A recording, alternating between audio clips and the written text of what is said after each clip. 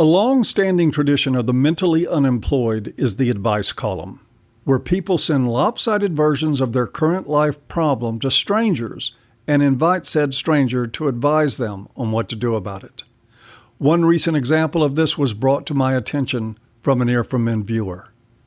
That and why we should bother to spend time talking about it coming up next on An Ear from Men.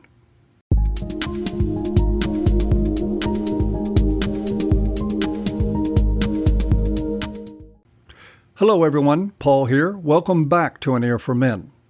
We start today's talk with a recipe for disaster, an excerpt from an advice column in which a woman is getting advice from another woman who doesn't know her about dealing with a man who she also doesn't know. From the South Bend Tribune, we have the Dear Annie column, featuring the thoughtful, sage advice of one Annie Lane, a cutesy-looking 20-something whom I am sure is steeped in the wisdom of ages. She demonstrates her incisive nature in a response to the following plea for help. Dear Annie, a woman writes, my husband and I have been married for over 20 years. We've had our share of highs and lows during our time together. However, recently I discovered some things that are really bothering me.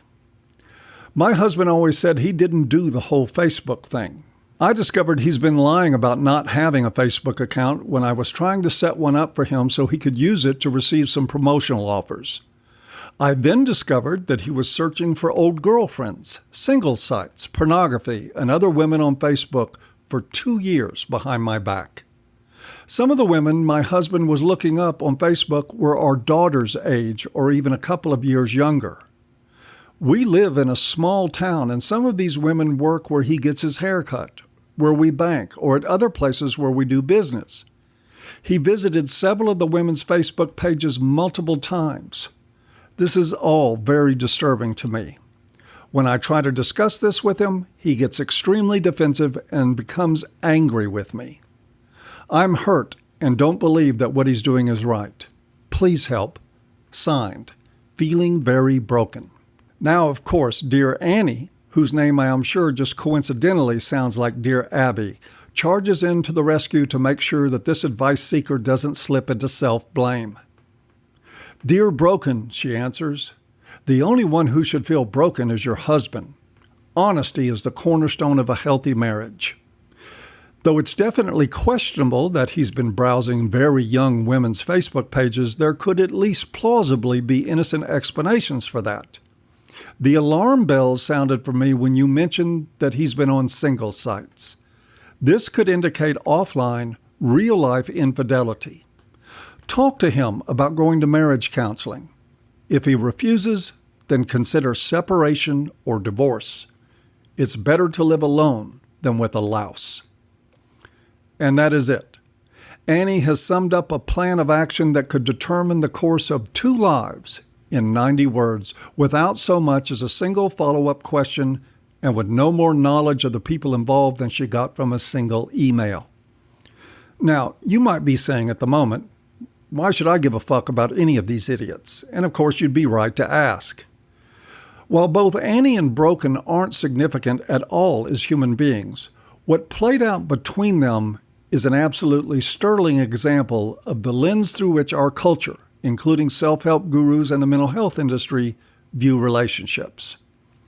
I've known licensed marriage and family therapists who made well into 6 figures treating relationship problems with no more thought than Dear Annie has in her column, which is to say that they made big money from what the average person on the street would say for free. Namely, that whatever your sad story is as a woman, the man is at fault. We don't need to ask questions. He's wrong, and the solution to the problem is either to get a professional to confirm that or to kick him to the curb, or both. After all, just as Annie says, he's a louse. Now, I know that none of this is a secret to this audience. I needed a much better reason than just telling you what you already know to make a video about this particular advice bimbo and her latest foray into terminal stupidity. Thing is, I like this example because it is so similar to what I witnessed in my clinical practice.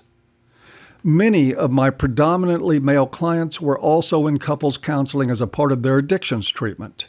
It was routine for me to sit in on at least one session with their couples therapist in an effort to ensure continuity of treatment. What I witnessed there over and over again was a repeat of Dear Annie giving advice to feeling very broken and shitting all over Broken's husband in the process. Generally speaking, the approach was always the same. On cue from the couple's counselor, the wife would go through the litany of everything he did while drinking or drugging, going into sometimes excruciating detail about the damage it did to the family and the lives it had harmed. The goal was to have him acknowledge all this without avoidance, minimization, or other forms of denial, and he would be measured directly by the open remorse he showed, how genuine he was in expressing that remorse, and how well he was able to articulate his plans to make sure that the same mistakes would not be repeated in the future. To be fair, this is a standard and I think necessary part of the treatment for addictions. What was missing, though, what was always missing, was the ways he was being harmed in the relationship. It was as simple as 1, 2, 3. He was the relationship problem. There was no need for shared examination or review of the marriage that was more realistic. Just hand him the whip and let the self-flagellation begin. Of course, there was some attention to her enabling, and efforts were made to have her look at how behavior on her part made it easier for him to continue engaging actively in his addiction. That, however, was generally where any demands for her introspection ended. She was the designated victim. He was the default perpetrator. There's your fucking therapy. I never saw a marriage and family therapist even begin to explore whether the female in that relationship might be the kind that makes sobering up seem worse than drinking Drano. Focusing on the worst parts of him and the best parts of her is a completely lopsided proposition. Even a crackhead recognizes that. So they use massive amounts of shame to beat the man down into compliance. So, she cheated on you? Well, isn't that because you drove her away with your drinking? What's that you say? You didn't start drinking heavily till after she cheated? You're projecting the blame. No one made you pick up a bottle. How do you think that made her feel? What was even more fascinating was seeing how malleable men were in these situations. They were usually incapable of defending themselves. All they could do was stutter and fall flat in the face of shaming, no matter how blatantly unfair it was. The men who tried to defend themselves or point to the fact that the wife was often as destructive as his addiction were easily shut down by the Sisters of Shame, the tag team pair of marriage therapist and wife. For instance, I remember one man who briefly interrupted the procession of his mistakes being beaten like a herd of dead horses and said, and I'm paraphrasing here, I drank a lot out of frustration. Living with her is like living with a block of ice. She barely talks to me unless she wants to complain or needs money. He was going to say more, but the marriage therapist interrupted and said, quite sharply, So, your being an alcoholic is her fault. She might as well have added an eye roll. Now, of course, that was a ridiculous mischaracterization of what he actually said, and it was totally unfair, but it had the intended effect. He shut up about his problems and went back to apologizing for the pain he had caused her. It was as though he was apologizing for being alive. His pain over feeling unloved, used, isolated, and demonized got shoved right back down into his gut, where he would probably drink over it in the future. The wife got to maintain her position of superiority with the help of her mental health professional, and I got to take on the task of trying to help him clean up the mess in the wake of that session. Again, I don't think that what I'm saying is anything shocking or new to an Ear for Men's audience. We all know that, generally speaking, women lack in accountability, just as we know that the mental health profession and the world at large is hopelessly gynocentric. What may be useful in this story is the lesson about shame and how it is used to control men and how utterly powerful it can be. I worked with a particular client in my story and scores of other men just like him about that shame. I found that in a supportive environment that they could clearly take responsibility for their choices and behaviors. They also had the capacity to keep it all in perspective and not let their feelings cloud their view about injustices that were also done to them. They could discern right from wrong and tell the difference quickly between what was and was not their fault. And then, when a judgmental woman entered the scene, all of that would fall apart. They quickly became fish out of water, struggling for words. Their self-confidence, even their self-respect, immediately circled the drain. The moment their previously clear and concise thoughts were questioned by a woman, they faltered. Sometimes they lost their cool and reacted with anger, becoming just as irrational as their female detractors. So in a sense they defended themselves, but not by looking at these women in the eye and saying, "You're wrong, and here's why." My client, when the therapist accused him of blaming his alcoholism on his wife, could not just stand up for himself and say, "You're blowing what I said out of proportion and taking it out of context." So he retreated. Others might have blown up and told her to fuck off. But very, very few would be able to stand firm, reject the bullshit, and insist that their experience was part of the discussion. Shame, the universal male Achilles heel, would likely as not blind them to the very possibility of healthier alternatives.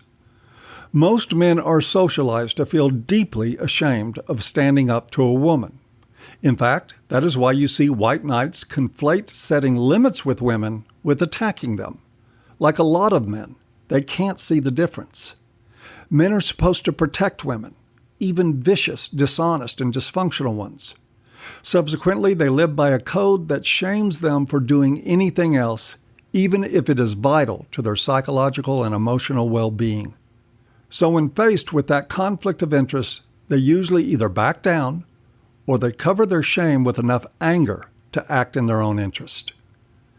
In the low bar, I'm linking you to a video by John Bradshaw on shame. I can't recommend it enough. Bradshaw, a fellow Houstonian till he passed away this May, was a psychotherapist of rare understanding and a remarkable ability to convey the power of shame. The video could be your best spent 55 minutes this year. In the months ahead, the theme of men and shame will be a part of several videos I'm going to do.